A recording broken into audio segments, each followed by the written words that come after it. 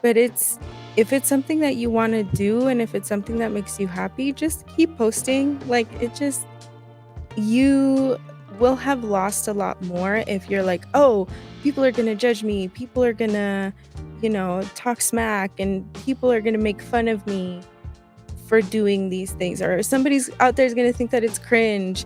And the truth is, it is. It's a little cringe, but you have to be okay with that. You have to be okay with the parts of you that are not like easy for other people to understand because it's not your job. It's not your job to make people understand you. Take everything that you do with like posting on the internet with a grain of salt, because what matters is what's on the other side of the camera, not what you present to the world.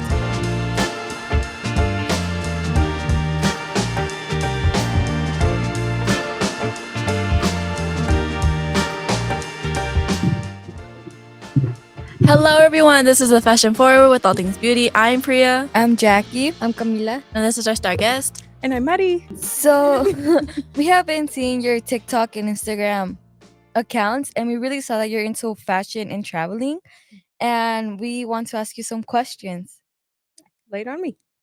Priya, do you want to start off? I don't know. What kind of community did you grow up in?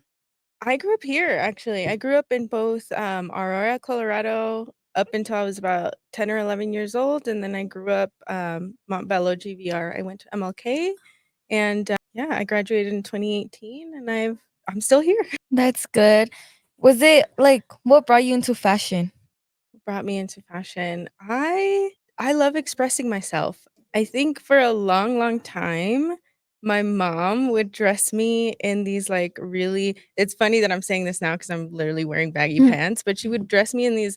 MLK at the time had a uniform that was like a white collared shirt and khaki pants. I know, right? The worst thing. I look like Jake from State Farm every day, every day. And not the cute one that's on Twitter now. Like I look like Jake from State Farm. And every day I was just like so mortified to go to middle school. It's a really hard time in your life. It is. You're so self-conscious, everything that you're wearing, everything that you're doing. And I never felt like myself. And it wasn't until I got to high school that my mom just kind of like let me dress myself. And my school got rid of those uniforms that I was able to start expressing myself a lot more. But I'm like into girl boss fashion. I really like blazers and like boots, and I also really like anything that has to do with my culture. I have a lot of, I don't know if you saw, I have a lot of cultural pieces that I like to wear, scarves and dresses and shirts with the floral print. It makes me feel more connected to who I am and my roots. Oh. That's really good. That sounds really good. That's good to hear. So we've seen that you've like traveled a lot. Can you tell us like more about like your travel experience? Yeah. I'm in love with California, so that's the majority of where I go. I've been to, man, I don't think there's a place in California that I haven't been to yet, but I'm absolutely in love with San Diego. The culture, the food, the people there are just so rich in artwork and in love. And I think what made me fall in love with San Diego and fall in love with traveling is, believe it or not, the underground hip hop scene. So there are certain places where you go and people are just freestyling. People are freestyle, like wax spinning, like old school DJ stuff. There's people freestyle rapping, and that's a lot of what I'm into right now. And I think live music is also what makes me want to travel a lot. And then the other place I really like to go to is Mexico. I really love Oaxaca, and that's where I'm from. I'm from Oaxaca, Mexico. It's one of the most indigenous states in Mexico, and it's never asleep. Like it could be 2, 3 in the morning, and these people are partying, and it's the most beautiful, enriching thing to be able to be a part of my culture that way. Yeah, that's really why I travel, to be more connected to culture, and as I'm listening to myself, to be more connected to music. Oh yeah, we also saw that you play video games, right? I do. Yeah. What type of video games do you play? Everything and Yeah. anything except horror games, unless my friends absolutely like push me to do it. I stream on Twitch, which is one of the biggest things that I'm doing right now, or like one of the things that I'm most pushing myself to do. I have been playing video games actually not for that long, like consistently not for that long. I bought my like mega gaming PC in 2021 actually. I grew up with video games and I grew up playing on like my cousin's consoles and I was always drawn to video games because of the freedom that comes with all of that.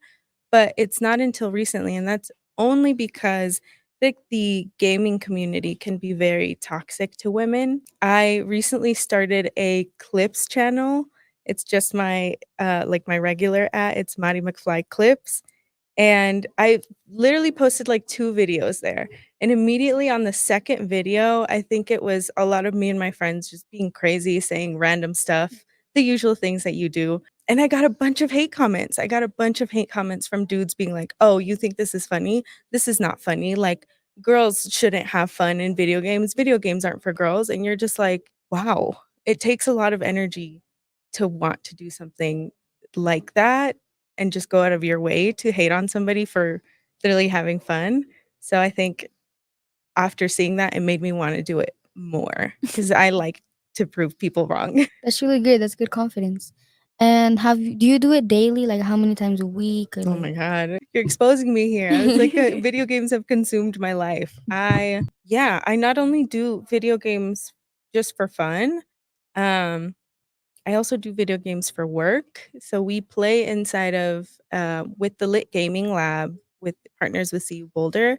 We actually take a video game and completely transform it. So there's this thing in Grand Theft Auto 5, believe it or not, where you can just make that an open world.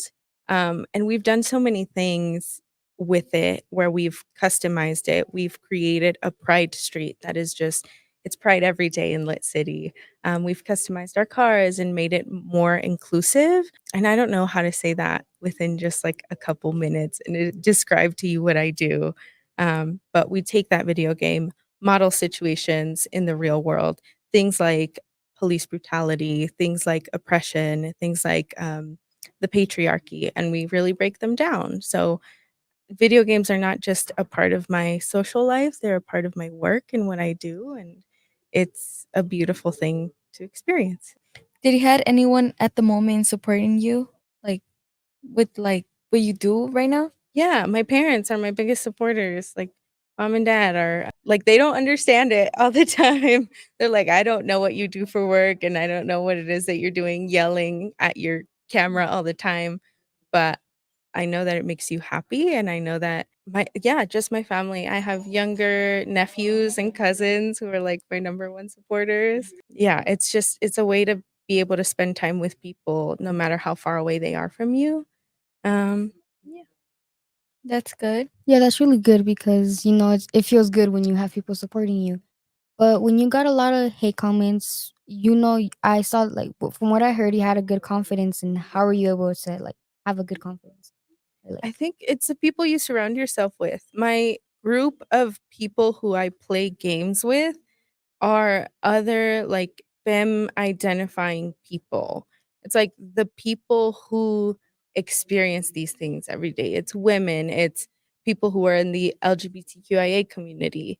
Like, unfortunately, we experience these things every day. So we're not only able to work through it, we're able to laugh about it and be like, people are hating on us for simply our existence. And although that can be a very depressing thought, it's also, in a way, in like a messed up way, it's hilarious to us because we're just existing. We're playing video games just like everyone else. We're enjoying them just like everyone else. We just have a different sense of humor. And if it's not for you, it's not for you. And I've had to learn that. It's been the hardest pill to swallow to be like, I'm not everybody's cup of tea. Not everybody's going to like me. Not everybody's going to vibe with me right away. And that's okay. We don't have to. If you live your life feeling like you have to make yourself digestible to everyone else, the only person that you're torturing is yourself. So why not just laugh it off? oh, yeah, that's really good what you said. It does kind of help out. Yeah. What does being a Chicana mean to you? Man, so many, so many things. I think it's everything I've been talking about. It's the unapologetic self-expression It's that connection to culture and music on a level that some people just don't understand. It's the will to live despite people hating on you or people trying to push you down, because we've done that throughout our history a lot. If you know anything about Chicano history, you know that we've gone through a lot of oppression and a lot of hate and a lot of erasure of our culture. Like, people want us to forget where we come from and who we are. And it's that saying, right? Ni de aquí ni de allá, not from here and not from there, but it's also from here and there, de aquí y de allá. So it's being really well rounded in all cultures. Like, I'm part of everything that I can possibly be. That's good. Why did you show like fashion? Like, you know, a lot of people do like, for example, nails or like the cut hair, whatever. Like, why fashion? I think it goes back to that thing of like self-expression, you know? I don't think we can say there's just one side to me, right? As a human being, like, it's just one part of me that I show the world. I think there's so many parts of me. There's the parts of me that's an educator, there's the parts of me that's a girl who likes games, there's the part of me who is a homebody. So why not put all of that on display? Because we have an outfit for everything. Yeah. Yeah, that's So- good too. Do you have any advice for anyone too? Like Ad- anyone out there that do you have any advice for that? Because you know when people start, they don't have a lot of people supporting them. Yeah. They might have no one or someone at least. Do you have anything to say about that? Or? I just saw a TikTok this morning while I was getting ready that explained that exactly. I don't even have a lot of supporters yet, you know what I mean? Like, I'm just getting started and I've been at it for like 2 years, you know, and people aren't like, what is it? I have like less than 600 followers on Instagram. I think my highest following is on TikTok. And even then, it's like not that much compared to like a Charlie D'Amelio or like, you know, whoever else is famous on TikTok. But if it's something that you want to do and if it's something that makes you happy, just keep posting. Like, you will have lost a lot more if you're like, oh, people are going to judge me. People are going to, you know, talk smack and people are going to make fun of me for doing these things, or somebody's out there is going to think that it's cringe. And the truth is, it is. It's a little cringe, but you have to be okay with that. You have to be okay with the parts of you that are not like easy for other people to understand, because it's not your job. It's not your job to make people understand you. I think it's our life's mission on earth to just find our soul family and to find people who are similar to us. And sometimes the people that we love most in life are not similar to us at all. So take everything that you do with like posting on the internet with a grain of salt, because what matters is what's on the other side of the camera, not what you present to the world. Yeah, and have you know how you're an influencer now, right? And you don't regret being one, right? You don't regret starting it and any of that, right? No. You don't take it back. I think I've had my moments where I'm like, wow, maybe I shouldn't be posting this much, or maybe I shouldn't be putting my life out there. But then I look at all the people who are like mega famous online, and I think about how they don't look like me or talk like me or come from our communities.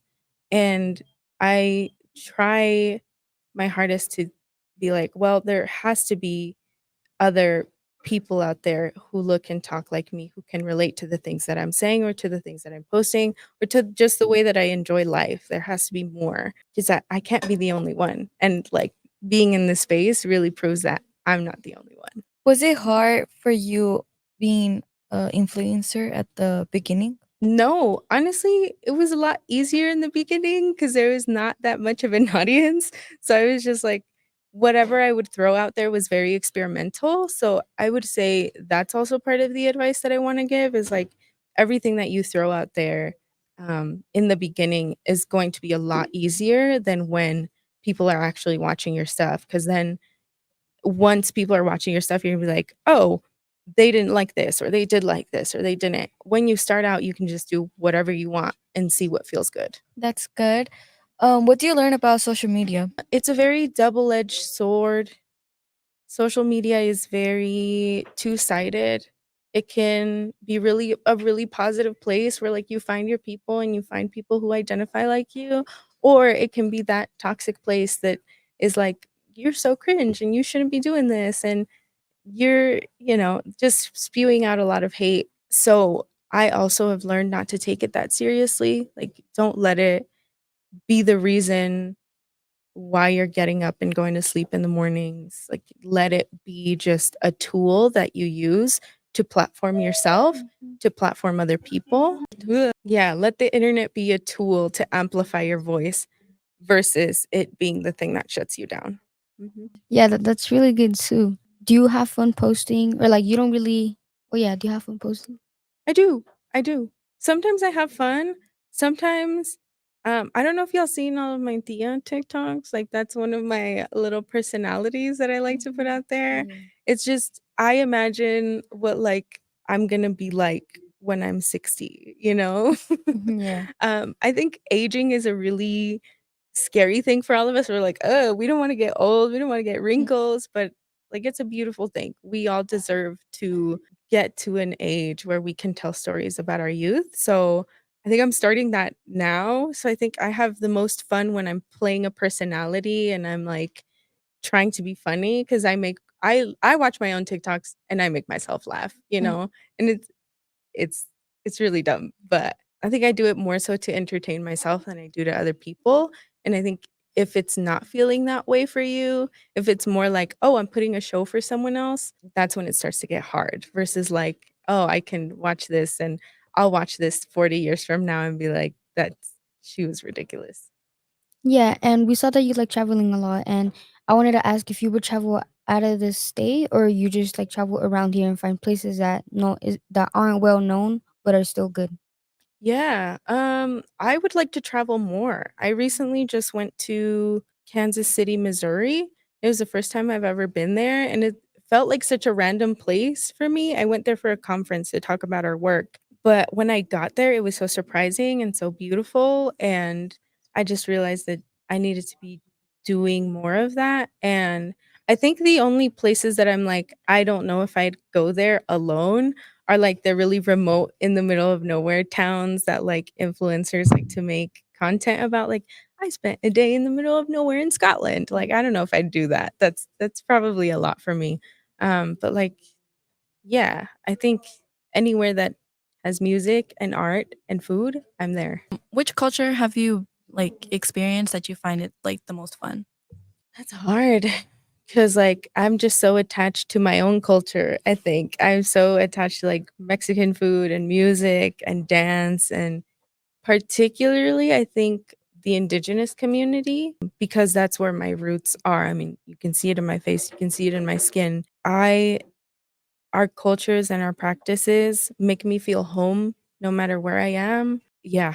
And I think that's what's most important to me is when a culture makes you feel like you're home. Which part of Colorado would you say is like the most fun for you? The most fun? Aurora? I think we they have a lot. They have a lot of food, they have a lot of music, they have oh my god, what is it called? I think it's like youth mariachi or something like that. Like they are always putting on shows. I have a few cousins who do mariachi and can like sing and play guitar and I think it's because it's got a lot of Latino community in there. It's got a lot of Chicano culture. The lowrider shows that they do up and down Federal, that's also really cool. Yeah. You said that you're from Guadalajara? Oaxaca. Oh, Oaxaca, Oaxaca. my bad. What's like the most fun place in Oaxaca? Man. Oh man, I just did like a whole when I was last in Oaxaca, I did like a tour on one of those like shuttle vans all throughout the mountains. Mm-hmm. And I don't know what I loved more, like if it was like the mountain towns or if it was the city. But I think I'm gonna say the city because of how many fiestas there are. Mm-hmm. If you ever get the chance, you can Google a calenda. And a calenda, it's gonna sound insane, but there's this giant globe on like a stick, and some dude just has this pouch that he's carrying it and he's spinning it and he's spinning la calenda. And there are so many of those everywhere. And it's a whole parade that follows. And it'll just be random.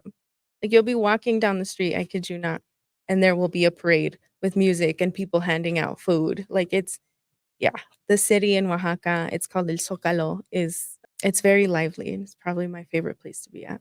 Can you tell us like more like traditions that you guys do in Oaxaca? Oof. I don't know about traditions other than like La Calenda and there is the La Fiesta. Oh my God, I'm forgetting the name of it right now. It'll come to me. But there is a giant party that goes throughout the whole summer from June till July. That's a celebration of the 13 indigenous colonies that are left in Oaxaca. There are 13 different indigenous groups that are still surviving that have their own forms of government. And they celebrate that every year over the summer. And every year we go. And I think that's my favorite because you get to see all different 13 indigenous identities come together and say, hey, we're still here. And like, you couldn't colonize us and you couldn't erase us because that's a lot of what happened in colonization in Mexico is they erased a lot of indigenous culture. And Oaxaca is one of those places where you can't get rid of that and they will make sure of it and they will fight tooth and nail and they will fight with what they have, which is art and music. The entire place is decorated with who they are and representations of indigeneity. So yeah, oh my God, I'm still forgetting what it's called. It didn't come to me. I'm sorry. It's okay. You know, you like to travel a lot. Do you like to go like during the summer, the winter, fall, Oh my spring? goodness. Anytime. I think I like to go to California in the spring because it's very green and it's not as hot. I like to go to Oaxaca in the summer because of the party. Um, and I like to go to literally anywhere warm in the winter because I don't know if I was made for the Colorado snow. I don't know that I was made to live in the cold and in the snow because it's just too much for me. Every time it comes around, or just recently when we had that big snow and I had to I had to scrape this much snow off of my car, off of the whole thing. And I was like, oh man, I don't belong here. And like, who decided that this was okay? But yeah, anywhere. I think I'm especially like traveling in the winter so that I'm not around so much snow. Was there like a popular place that like a lot of people liked, but like you didn't really like it? Detroit. Oh my God, Detroit, like immediately Detroit, Michigan. I'm so sorry. It was a lot. It was a lot. I think when I was there, I was like 18, 19, I think. And it was hard for me to be there. I think it's because it was so close to the water. Everything was really humid. Yeah, I don't want to like bash on Detroit, Michigan too much because I don't know who's from there. I don't wanna, but I didn't enjoy. I can't see myself. I always think of places like if I can see myself living there, then I like it. If I can't see myself living there, then I don't. I can see myself going back just to like cross the river and go to Canada. I don't know if I'd be there to like stay there. That's good. Sorry. No, How many times do you travel a year? oh my God. I don't know. Girl, let me check my bank account. I would like to say 3 or 4 times a year. I think that's more. I think the least I've ever traveled was like twice a year. But yeah, no, I went to California twice earlier this year. I was in Mexico and then just recently I went to Kansas. So already I'm at 3. And I don't have any trips planned yet, but sometimes I'm going to Arizona next week. Oh, Never mind. that's good. That's good. That sounds nice. So is To it end for the year. Yeah, to end the year. Have you ever been to New York? No, but I want to. I want to, but I'm scared because I am too. I I'm wanted. scared. They're planning a trip, and I wanted to go, but then like I remember like the big rats. I'm That's like, what I'm nah, saying, nah. right? Like anytime. Okay, another place I'm really scared to go to, Australia. The The spiders. spiders. Oh Or there my was this video gosh. that I saw that has scarred me for life. Like a snake, like python level snake, Ew. fell from somebody's ceiling. And I was like, I don't know if I can ever go to Australia ever in my life because of the wait? bugs and because of the snakes. In Australia, isn't there bats too, or is that somewhere else? I have no idea. Because I don't remember Honey, where, in but Australia, it's like everything is there. times 1,000. I don't know what they fed or what they don't feed these animals.